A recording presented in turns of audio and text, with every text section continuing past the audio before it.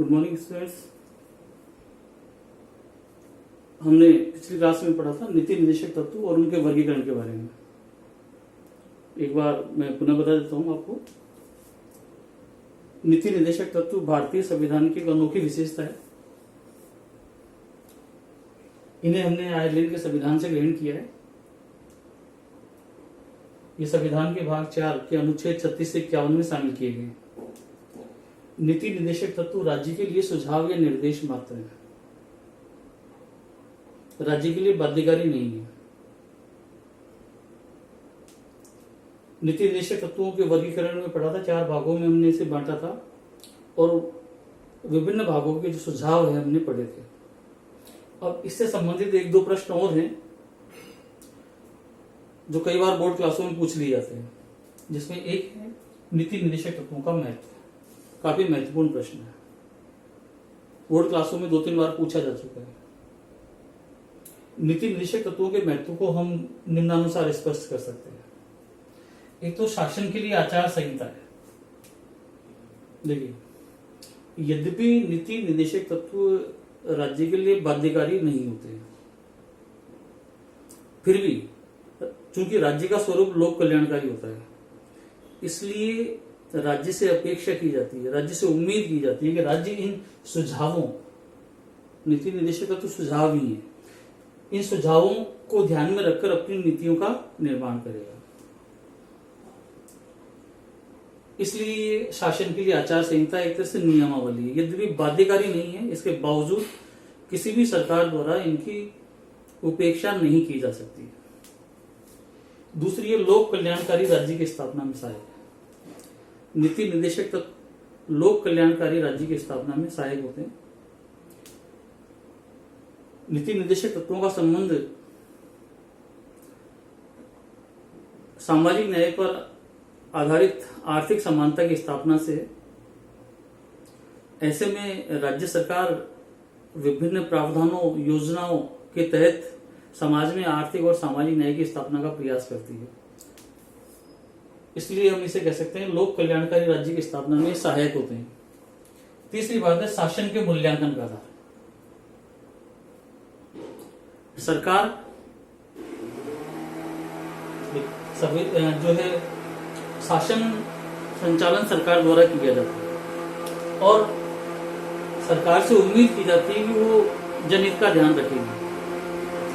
ऐसे में सरकार के कार्यों की हम जांच कर सकते हैं, देख सकते हैं कि सरकार के कार्य निर्देशक तत्वों के अनुरूप हो रहे हैं या नहीं हो रहे हैं। इनके माध्यम से हम सरकार के कार्यों का मूल्यांकन कर सकते हैं।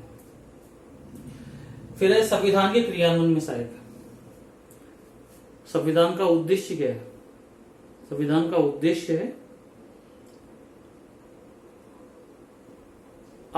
सामाजिक समानता पर आधारित आर्थिक न्याय की स्थापना करना। अब इस उद्देश्य की प्राप्ति में सहायक होते हैं निर्देशक तत्व।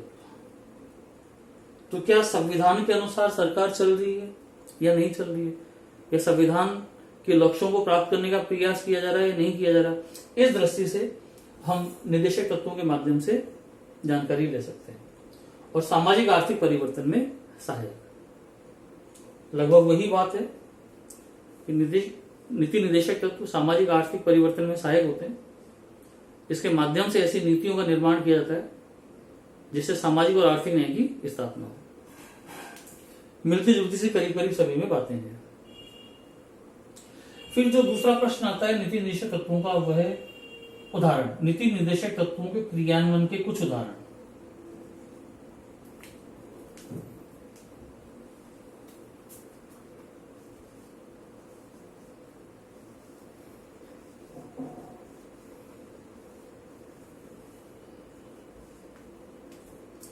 आपसे पूछ लिया जाए कि नीति निर्देशक तत्वों के क्रियान्वयन के कुछ उदाहरण बताइए, थोड़ा सा ध्यान देना। नीति निर्देशक तत्व क्या है? राज्य के लिए सुझाव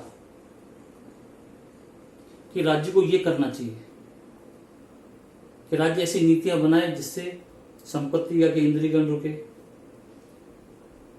श्रमिकों और बालकों का, महिलाओं का दुरुपयोग न हो, आर्थिक शोषण उनका न हो,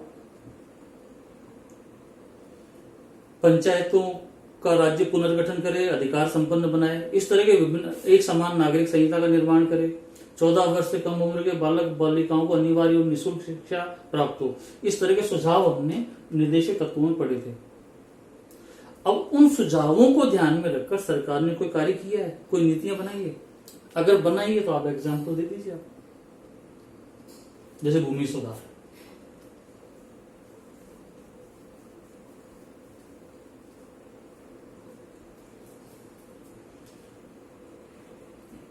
निर्देशक तत्व में श्रमिकों और भूमिहीनों के कल्याण की बात कही गई थी। तो उनके कल्याण को ध्यान में रखकर सरकार ने कुछ भूमि सुधार किए, जिसमें सबसे जो महत्वपूर्ण सुधार है वह जमींदारी प्रथा का उन्मूलन। जमींदारी प्रथा को अब समाप्त कर दिया गया है और जमींदारों के पास जो अतिरिक्त भूमि थी, जो उन्होंने किसानों से छीनी थी, उनसे लेकर उन्हें वापस किसानों को दे दिया गया है, जिससे ही भूमिहीन किसानों को भूमि प्राप्त हुई, उनका कल्याण हुआ। दूसरा है पंचवर्षीय योजना।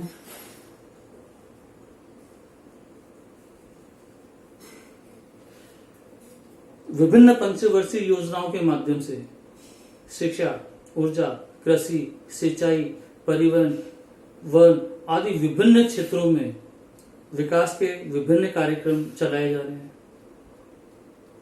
जिससे लोगों को न केवल आजीविका प्राप्त हो रही है, बल्कि इन क्षेत्रों में तेजी से विकास हो रहा है। इसके अलावा समाज कल्याण के कार्यक्रम,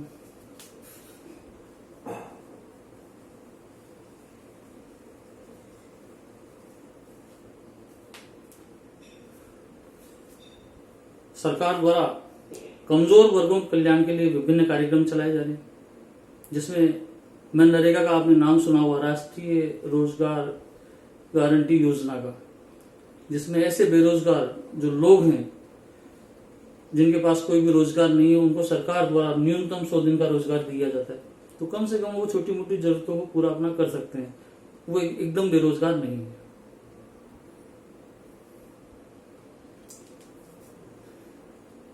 इस तरह की विभिन्न योजनाएं हैं, जिन योजनाओं के माध्यम से समाज के कल्याण, समाज के विकास के कार्यक्रम किए जा रहे हैं। इसके अलावा समाज कल्याण के अलावा कमजोर वर्गों का कल्याण है।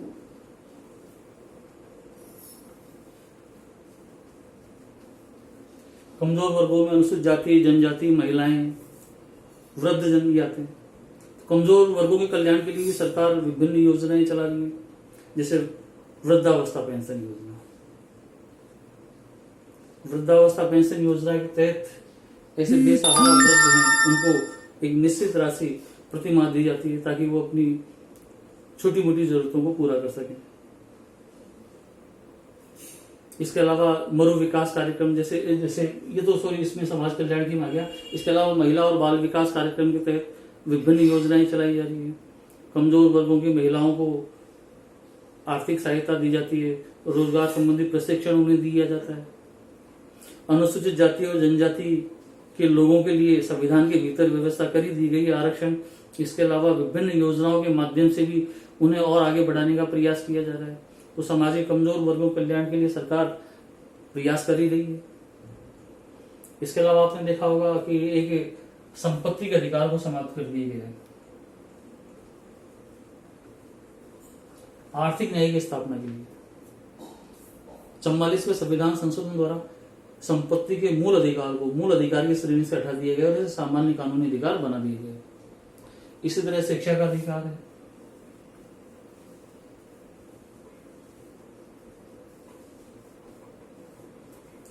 छियासीवें संविधान संशोधन द्वारा शिक्षा के अधिकार को मूल अधिकारों की श्रेणी में शामिल किया गया। तो ये कुछ उदाहरण हैं जिनके माध्यम से भी कह सकते हैं कि निर्देशक तत्वों के अनुरूप सरकार काफी कुछ कार्य कर रही है, लोक कल्याण के कार्य कर रही है, जैसे सामाजिक और आर्थिक न्याय की स्थापना हो। यद्यपि ये बाध्यकारी नहीं होते हैं सरकार के लिए, बावजूद इसके सरकार जनहित को ध्यान में रखकर, लोक कल्याण को ध्यान में रखकर विभिन्न योजनाओं और कार्यक्रमों के माध्यम से निर्देशक तत्वों के अनुरूप कार्य कर रही है। ये आपका जो था नीति निर्देशक तत्वों का दूसरा क्वेश्चन कि नीति निर्देशक तत्वों के क्रियान्वयन के कुछ उदाहरण दीजिए। आप इनमें से 4-5 उदाहरण आपको अच्छे ढंग से आपको याद रखने होंगे। जब निदेशक तत्व हमारा हो चुका है पूरा, फिर मूल अधिकार हम पढ़ चुके हैं। अब एक अंतिम जो प्रश्न आपका इस पाठ से है वो है निर्देशक तत्व और मूल अधिकारों में अंतर। एक मिनट।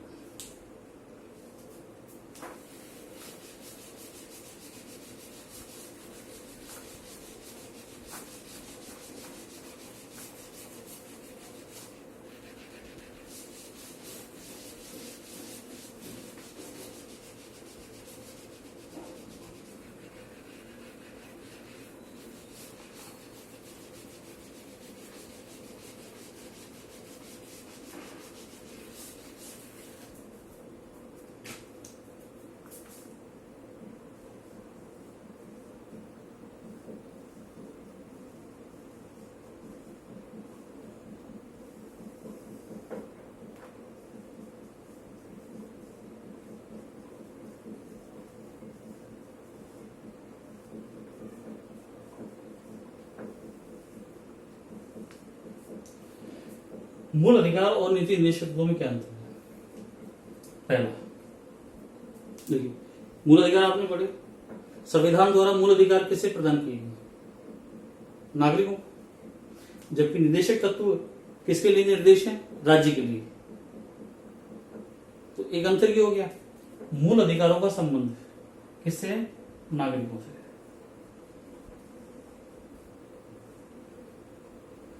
जबकि नीति निदेशक तत्वों का संबंध है राज्य से। ठीक है। दूसरा, मूल अधिकार वाद योग्य है, ये वाद योग्य नहीं है। इसका मतलब यह है कि मूल अधिकारों का हनन होने पर नागरिक न्यायालय में शरण ले सकता है और न्यायालय मूल अधिकारों की रक्षा के लिए लेख जारी कर सकते हैं, यानी मूल अधिकारों को कानूनी संरक्षण प्राप्त है एक तरह। जबकि नीति निदेशक तत्वों को कानूनी संरक्षण प्राप्त नहीं है। निदेशक तत्वों का अगर पालन सरकार ना करे, आपने अर्थ में पढ़ लिया था, बाध्यकारी नहीं है, ये राज्य के लिए सिर्फ सुझाव है, निर्देश है। इनका पालन करना और नहीं करना राज्य पर निर्भर है। अगर निदेशक तत्वों का पालन नहीं करती है सरकारें, तो इसके खिलाफ आप अदालत में नहीं जा सकते हैं। और तीसरा प्रमुख अंतर, मूल अधिकार राजनीतिक लोकतंत्र की स्थापना में सहायक होते हैं।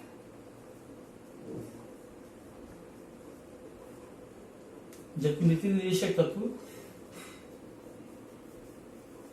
आर्थिक व सामाजिक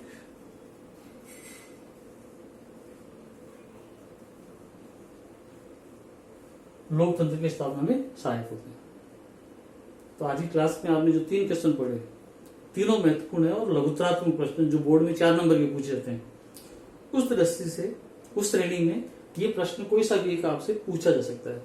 या तो नीति निदेशक तत्वों का महत्व या इनके क्रियान्वयन के उदाहरण, कम से कम 4 तो आपको अच्छे ढंग से पता होनी चाहिए, और मूल अधिकारों और निदेशक तत्वों में अंतर। धन्यवाद।